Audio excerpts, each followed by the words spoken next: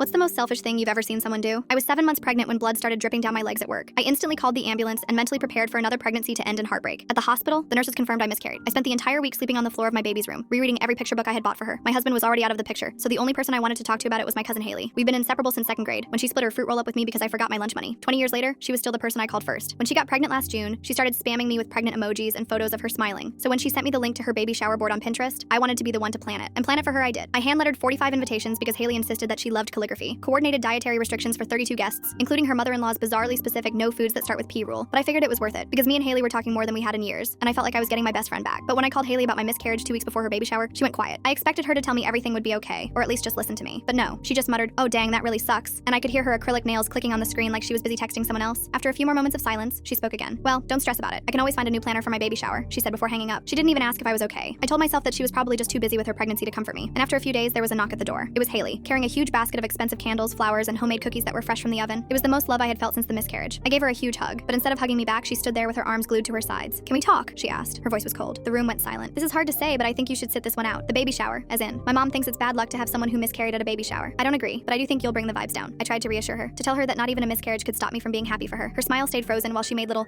sounds, the kind you make when you're waiting for someone to stop talking. And in just minutes, she was rushing out the door, pretending like she had somewhere to be at 10 p.m. on a Tuesday night. The next morning, I woke up to a text that made my blood run cold. "Hey, my love. I just wanted to make sure we were clear about the baby shower sitch. You know the way you're super fragile and a crybaby sometimes? Well, I'd feel terrible if you broke down at my shower. My sister will collect the supplies tomorrow. Thanks." 3 weeks of handmade paper flowers, $800 in decorations, 45 hand-lettered invitations, and she reduced it all to a pickup like I was a party supply store. When the day of the baby shower came, I spent most of the day having a depression nap. When I woke up at 8 p.m., I checked my phone and cried my eyes out. Everyone was posting themselves on their story beside the chocolate fountain, thanking Haley's sister Amy for planning the whole thing. That's when I knew I didn't just lose my baby. I lost my best friend too. In a moment of rage, I blocked Haley on everything and disabled all of my social media accounts. Permanently. Update. The whole thing made me realize that everyone in my life was really shitty LOL. So I started fresh. I'm now remarried to the love of my life and even have a baby of my own. Everything was going well until 6 months ago. Amy, Haley's sister, called me telling me she was pregnant. I wasn't sure why she was calling me until she asked me to be her godmother. I paused, thinking it was some kind of sick joke. "Why don't you ask Haley? After all, she's your sister." "Exactly," she interrupted. "She's my sister, which is why I know exactly what kind of person she is. What she did to you is disgusting. I want my daughter to have a godmother who shows up for people even when life is hard." The christening was beautiful. I'd helped Amy with everything, and unlike Haley, she appreciated it a lot. And halfway through the ceremony, I heard the click of heels on marble. Haley had left through the side door. I didn't realize it yet, but Amy's decision had stung Haley, and she was going to make sure it backfired. Hard. Full story on channel, link below.